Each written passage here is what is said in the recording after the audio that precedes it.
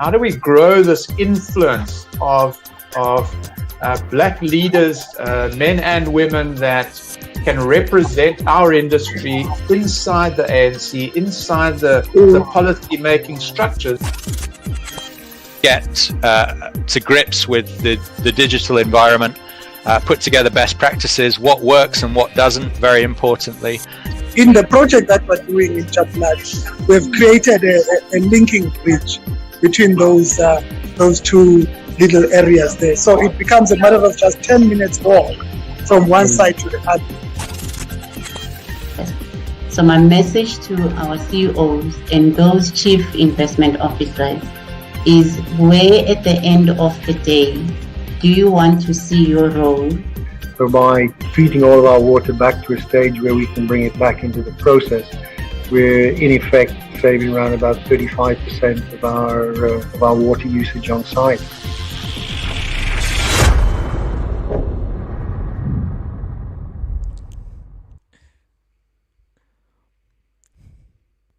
Welcome to greeneconomy.tv. I'm your host and facilitator, Byron McDonald.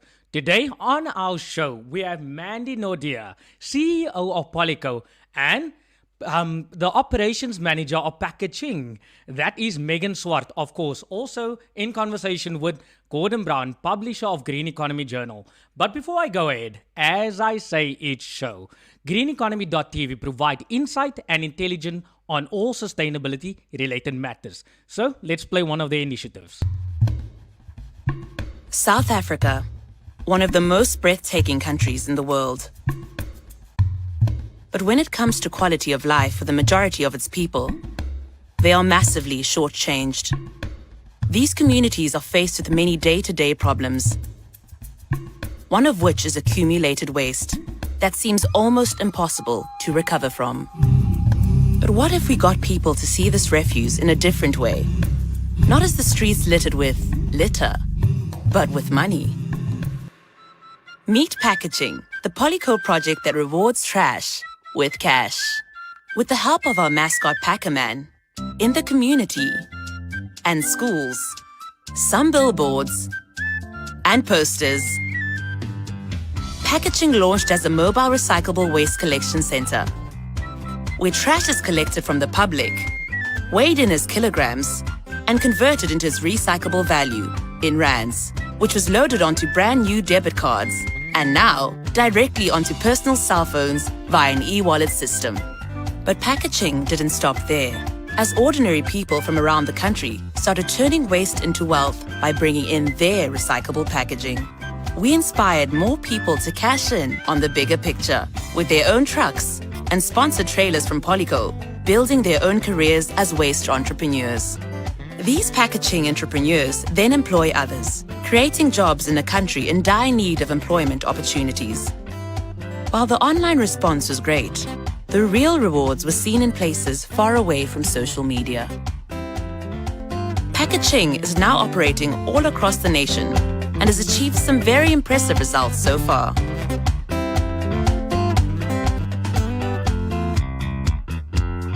Phase 2 of Packa-Ching is now underway, with 25 new mobile trade units rolling out across South Africa over the next few years. By educating, engaging, and empowering the public, we set an example of a healthy relationship with waste, restore dignity to our neighborhoods, and balance to the environment, all while giving opportunities and extra income to those who need it most. Polyco and Packa-Ching, making waste work for everyone.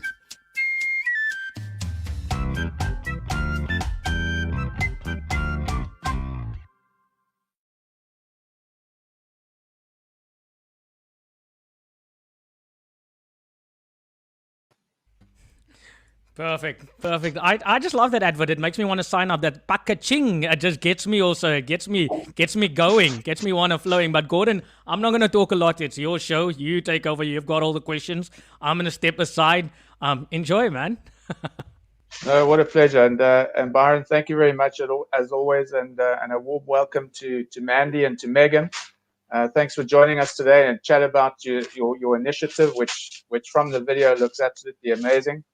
Love Thanks. the branding and the colors and the educational aspect. We were just the other day chatting about how we don't see those national campaigns anymore that we used to back in the old days. That Zappin and the ZB and so forth. We don't really see that, and just watching that video, it immediately reminds me that people are doing things and that great work is being done. And just to lead straight in with that, and what an awesome initiative from Polyco. Mandy, welcome again. Perhaps you could give us just some introduction to Polyco. Who do you represent? What are your key objectives? So perhaps just the 2-cent tour, the propeller tour, if you like, of Polyco quickly, please, if you don't mind. Thank you. Yeah, thanks, Gordon. Yeah, well, Polyco was established in 2011 by a group of responsible packaging manufacturers who said that extended producer responsibility needed to be performed for their polyolefin packaging, which they produced. So Polyco's mandate is to grow the collection and recycling of polyolefin packaging to end plastic waste in the environment. And we do that through multiple ways. The funding that we receive from these members that have joined and formed Polyco is used to invest in collection and recycling. And we do that in the form of either grants or interest-free loans to the industry to support their investment strategy to allow them to collect or process more recyclable packaging. And we've been going now since, it's our 10th year since Polyco was formed. And to date, we've invested over 60 million Rand in the sector. And we have grown collection by over 63,000 tons and recycling tons by over 23,000 tons through the projects that we've invested in. So that's our core mandate. And thanks for that intro. So obviously, it's an industry body principally aimed at solving and taking responsibility for the impact of that industry, which is fantastic. From what I could see about packaging, it was less about the businesses and more about the communities. And obviously the idea there, I love the name. I mean, Packa-Ching, obviously, Ching obviously means money in your pocket. So Packa-Ching as opposed to packaging, dig it. It's very cool. Tell me, how did this initiative begin? How does it fit in with Polyco's actions? Just give us some idea. Introduce the initiative to us, please, and as I say, explain how it fits in there, please. Okay, perfect. So as I said to you, our main focus was investment in the formal recycling sector, large-scale collectors and mechanical recyclers to try and achieve our objectives. But what we did was we received so many inquiries from community members that somehow wanted to get involved. And we realized that we were not tapping into community projects to bring about this change. So we recruited 2 young graduates at the time and said to them, this is our mandate, this is what we want to do, this is the landscape, come up with an idea. And they came up with the idea of a mobile buyback center. And that was how this started. So we looked at it to say, the biggest problems in South Africa is finding land for a static buyback center. So we overcome that by having a mobile one. And we look to say that, how do we let communities, especially informal or poorer communities, realize that the packaging waste that is lying around actually has immense value and that it's another source of income potentially for them. So that is how, when we came up with Packa-Ching, it was about coming up with a community-based project that would change the landscape of collection in informal and poorer communities to educate people about the value of used plastic packaging and other recycling. And you'll notice packaging is all material streams. There's plastic, glass, paper, and metals. And the reason being is if you're going to create an opportunity for someone to realize the value of recyclable packaging, you really do that across all material streams to maximize their income opportunity. I was actually going to ask you about that. And we've often, at many conferences, we all attend conferences and we talk, we have a chat and we say, let's convert waste into value. Okay, how exactly do you do that? So what you guys are doing, you're just turning it into a practical example and just being a little bit more practical for a moment. I mean, and sticking with Mandy for this one, how does a Packa-Ching actually operate? and what makes it unique? So what Packa-Ching is, it's a mobile recycling buyback center. So this is a truck and trailer which goes into informal communities or townships and actually goes to a designated location. It then allows customers to bring their recyclable packaging to the trailer where it gets weighed and paid, and they get paid onto a cashless system. But what's unique about it is that it addresses all the obstacles of why people couldn't be involved in recycling before. So we identified what stops people recycling. One was education. People don't know the value of used packaging. So Packa-Ching launches in the communities, providing education to the communities that this packaging has value and what is sought by the Packa-Ching unit. Then we looked and we said infrastructure is always missing in those communities. So what Packa-Ching does is by coming in with the truck and trailer, it's providing the necessary infrastructure to take the materials out of the community on the day that it collects the material. So it's not left lying around.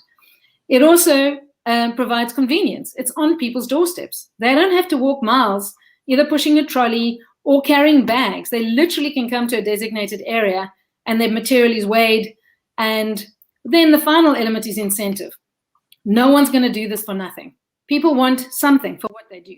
And so we provide the incentive. They are paid market-related prices by the Packa-Ching enterprise for the material they bring in immediately, instantly, onto an e-wallet payment platform. So they leave there and that money within 1 second is reflected on their e-wallet system. And nobody else was doing it. That's why it's unique. Nobody combines all those elements, Gordon, to make it one unique solution. Well, that is great, and that, I mean, we've spoken about that instant cash on your cell phone app in so many different applications, and it's so great to see it actually working in this instance. Moving across to Megan now. So there's this initiative going on. There are trucks, there's trailers, there are depots, sites. How does someone get involved? I mean, if someone wants to participate, how do they get involved? Sure. So a big aim of this project was to unlock the households that are currently not recycling in these communities. So as Mandy mentioned, education was definitely our first step and always is when we enter a new community.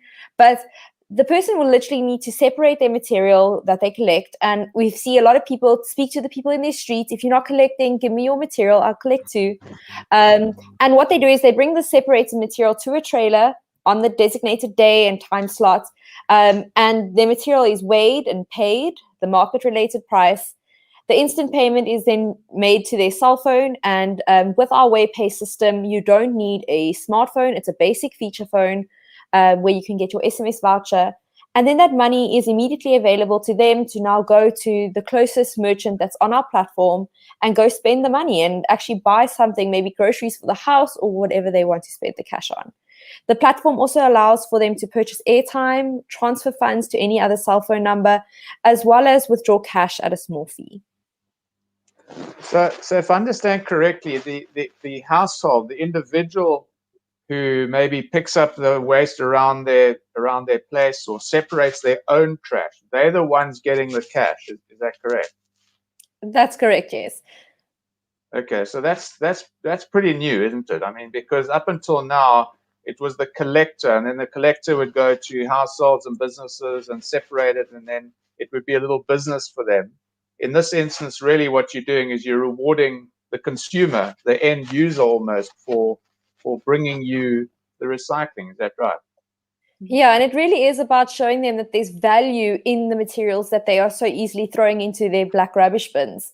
So it's unlocking that 95% of recycling that isn't happening in South Africa. Yeah, I know exactly. And I mean, I'll just a quick story on my side. I went on a township tour. This was years ago, and a lady came out of a informal structure with a black garbage bag, and she emptied the garbage bag down in the Yukskay River and took the black bag back into the shack. So what she recognized was the value of the black bag, obviously because of its utility value, but she didn't realize the value of those materials because no one was offering to pay, or no one was really educating her about that. So it's amazing. I mean, but how many people have actually benefited so far from this from the system, the Packa-Ching initiative? So it is difficult to say. We've got 4,000 users registered on our platform, but this only speaks to the user. If you could look at the benefits of income earning opportunity, food on the table, it outweighs the 4,000. And then you still look at the enterprises that have been developed and staff members that now have a job through Packa-Ching. So well over 4,000 people have benefited thus far. And as the project grows, it's just going to be hopefully thousands and thousands more. Yeah, absolutely. And then just turning that into physical stuff. I mean, how many kilograms of recycled material are we talking about? And how much money have people actually earned thus far?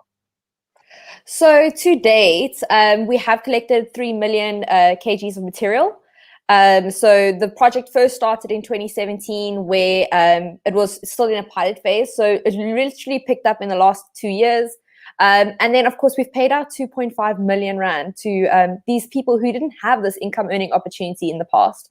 So it's stats that we're really, really proud of, that we've made a difference in the communities, not only in the environment, but also in the pockets, and actually putting food on the tables in a dignified way. Yeah, absolutely. And so, and where have you guys rolled out this initial pilot phase? Where can one see these systems operating? Sure. So we're currently servicing 40 different communities with 8 different units. So we've got a unit in Cape Town, one in Buffalo City. We've actually got 2 in Buffalo City. We've just launched our second one there. And then we've also got PE, Katlehong, Johannesburg, and Newcastle, Limpopo, and Thambizimbi, Limpopo as well. Yes, thank you, Mandy. So those units service 40 different communities and also service some of the schools in the areas as well. So I mean, it's already, even in its pilot form, I mean, it's really it has a national footprint. I mean, how difficult is it to manage? Maybe just another operational question. So I'm visualizing these operating groups, because obviously it's not one person; it's a number of people that obviously have to function together to make it all work. How do you manage it across the whole country, and how are you going to step that up? I understand you're about to move to phase 2. Talk to us about where you're going with the rest of the project, and just give us some insight into how you manage what is already and going to become quite a massive operation. So what we do currently is we partner with waste collection companies that are already in existence, and they become the owner operator of that unit. So when we speak of different units across the country, it's different waste collection companies that have taken ownership of that unit and run it in the communities that they know. So the goal is to get to 25 mobile units, but Packa-Ching is expanding much further, going into pop-ups, looking at school programs. And I believe once we get to that 25 units in the next couple of years, we'll expand even much further. Wow. So yeah, I mean, that leaning on that existing infrastructure and that existing private sector action there is very wise and certainly makes a lot of sense. So Gordon, if I can add something there, I think the big thing there was it was really about that. It was about giving a step up to existing collection companies to allow them to expand their footprints, tapping into completely new sources of material. This was material that was not picked up. It was literally going to landfill.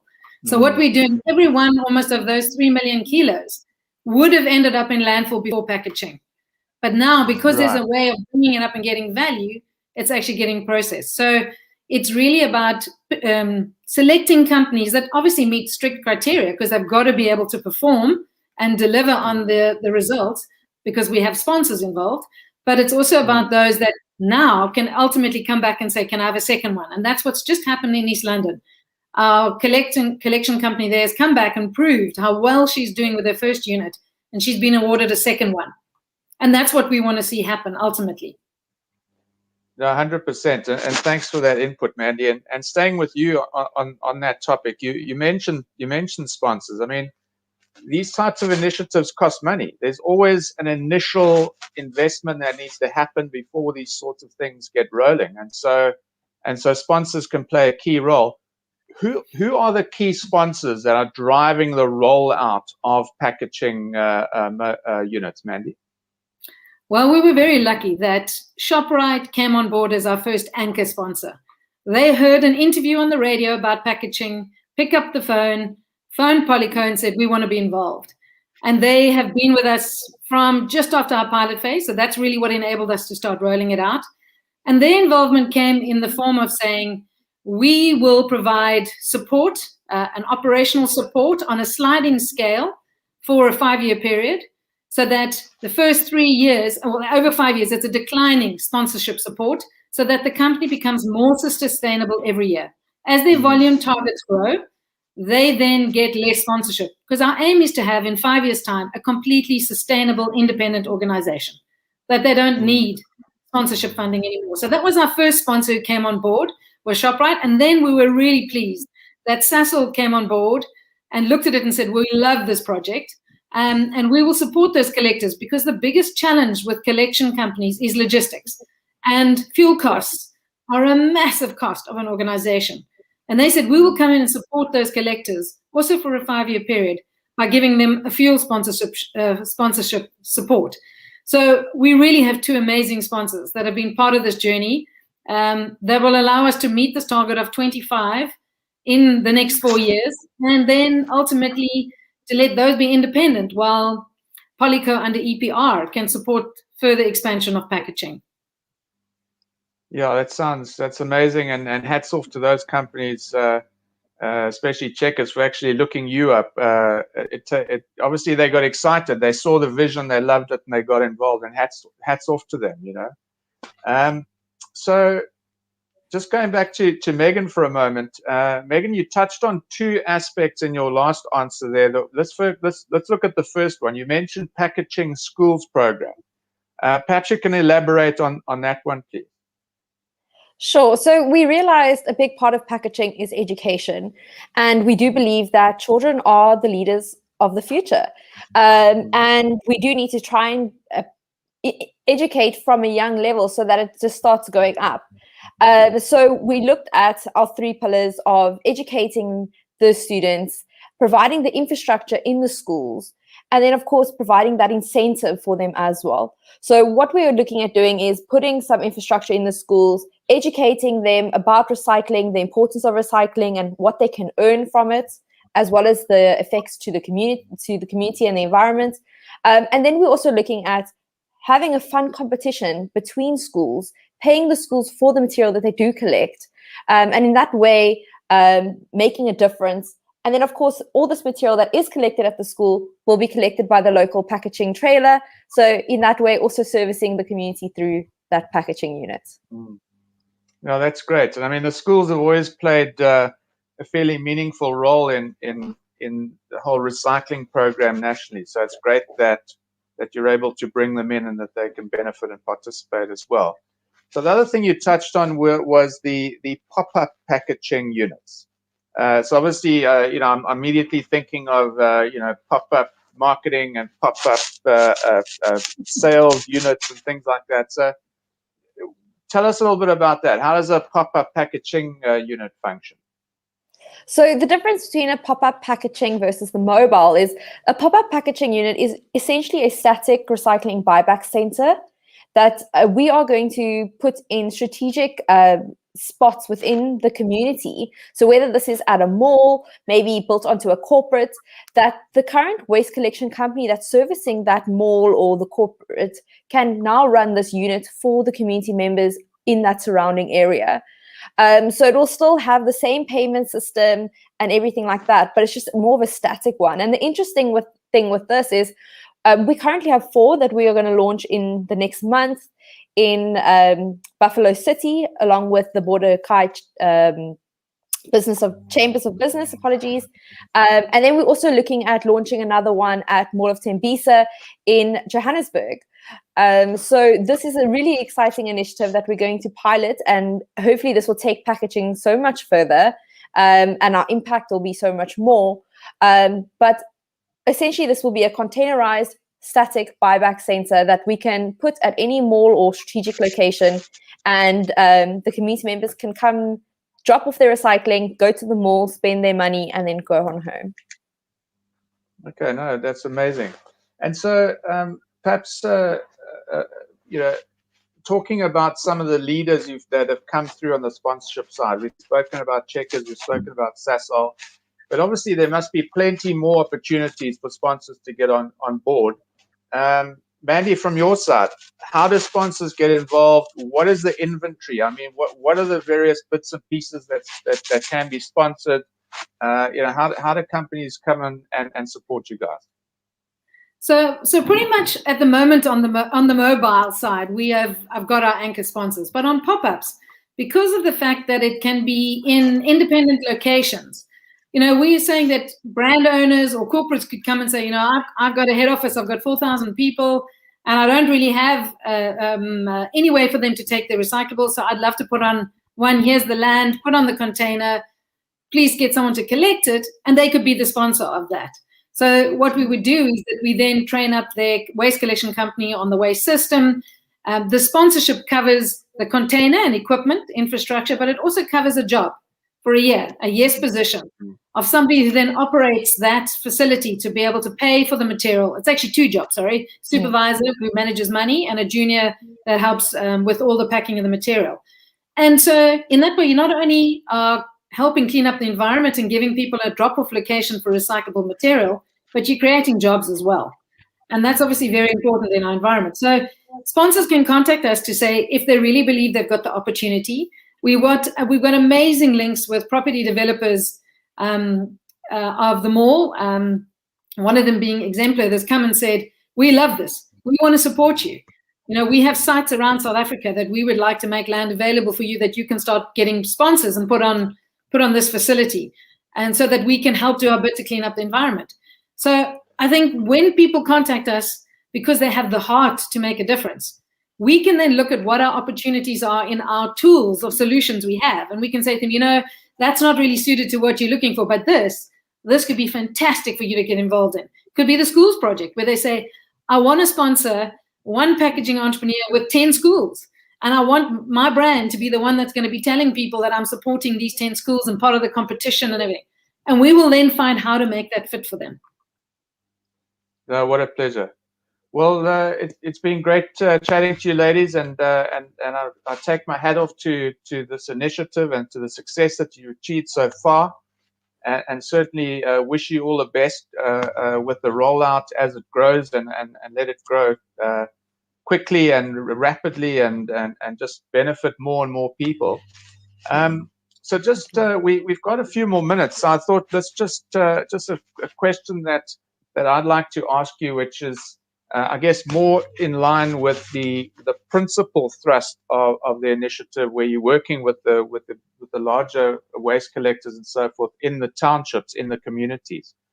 You know, we are so accustomed as South Africans to see the stark difference in our towns, for example, between what goes on in the town and then what goes on at the informal settlement on the outskirts of the town. The principal issue there, what we see, is that there's lots of litter, there's lots of garbage on the floor, and it seems as I mean, I think that obviously these are big issues, and councils don't necessarily collect, and also all the rest of it. What I'm curious to know is this type of initiative likely to see these communities tidying up after themselves and taking these materials and putting into the Packa-Ching system? Are we likely to see a meaningful difference into the future if Packa-Ching was to just expand and be everywhere in all of these informal settlements? It's a really difficult question. I'm going to try and answer that. But what I would think is what you're going to see happening, Gordon, is you're going to see the highly valuable recyclable stuff not being littered anymore. So you'll start seeing the beverage bottles, you'll start seeing the cartons, you'll start seeing anybody who's got a detergent bottle. That won't be lying around. The problematic stuff, unfortunately, where people can't take that in for recycling yet, That's the stuff. Either the product's too small, or it's on-the-go stuff like your snack packaging, that kind of stuff. It's very small, and it's not something that is brought into packaging. It's not collected by really any formal collection company. So is it going to be the miracle cure to fix up all the communities? No, it's not going to deal with everything. But what it is going to start doing, that if we put the right infrastructure in, if we put litter bins into communities, if we take out the valuable recycling, you are giving two solutions to a community rather than just taking out the recyclables. And then there's limited infrastructure in those communities right now to deal with litter. There is. A lot of them are not serviced properly. So what happens? We need to look at that. And I think under extended producer responsibility regulations, which are just come into effect now on the 5th of May, you're going to see a completely different focus in terms of how are we engaging with different communities? How are we supporting municipalities to be able to do the right thing in those communities? But it starts with education and infrastructure, and that's what we need to do to start cleaning up those litter issues. And if we do that, I think you'll see a major difference. 100%. And you know what? The thing like this, what it really does is it highlights, firstly, the value of the materials. And it also, through the education, it highlights the process of looking after, or not just throwing something down. It's like, hey, wait a minute, should I throw this down? Does it have value? Can I get some ching for that? So in a way, it's an attitude adjuster. And I think that's possibly a major contribution this is going to have to that bigger picture that I was referring to. And thanks very much for your input on that point. I think it's certainly very valuable. I think one thing, if you add the schools programs to that, you will even make more of an impact, because suddenly the kids are the ones who go home to their families and say, don't do that. That's what happens if you do litter. That's what happens to the environment. So if we can start making this all tie together in those communities, the young ones will be the influencers of change. That's what we want. We want them to be the influencers of change for the right behavior. Well, that's a beautiful conclusion. Let's leave it at that. That's a wrap. That's all we have time for today, folks. Thanks again to Mandy and Megan. All the best in your initiative. Thanks for sharing it with us. And if you want to get involved, there's a website. It's Packa-Ching.co.za. Megan, what's your website? Yes, that's correct. So Packa-Ching.co.za. No hyphen, just one word. Packa-Ching.co.za. Correct. Right. Go to the website. Get involved. Thank you very much indeed. See you Thank you for having us. Thanks very much for having us. Excellent. See you guys. Bye-bye. Another amazing initiative, another amazing show. What I took away from it, educational, and one thing we need is job creation. And that's what they're doing also. Not that just saving the environment, but saving lives by creating jobs. So join that initiative. The link will be on top of this interview. Have a good day, fella. South Africa, one of the most breathtaking countries in the world. But when it comes to quality of life for the majority of its people, they are massively shortchanged. These communities are faced with many day-to-day problems, one of which is accumulated waste that seems almost impossible to recover from. But what if we got people to see this refuse in a different way? Not as the streets littered with litter, but with money. Meet Packa-Ching, the Polyco project that rewards trash with cash.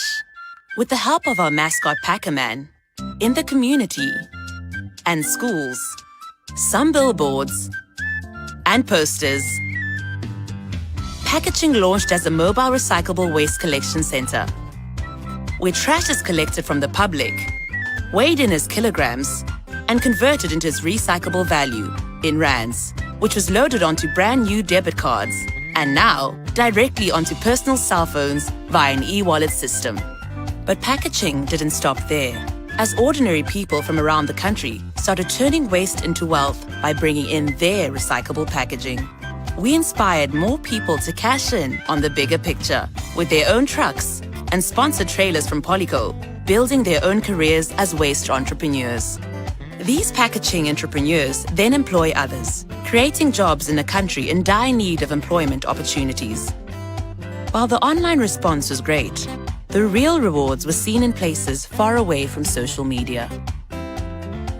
Packa-Ching is now operating all across the nation and has achieved some very impressive results so far.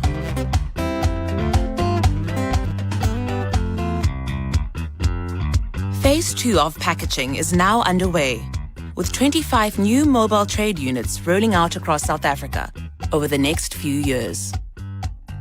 By educating, engaging, and empowering the public, we set an example of a healthy relationship with waste, restore dignity to our neighborhoods, and balance to the environment, all while giving opportunities and extra income to those who need it most. Polyco and Packa-Ching, making waste work for everyone.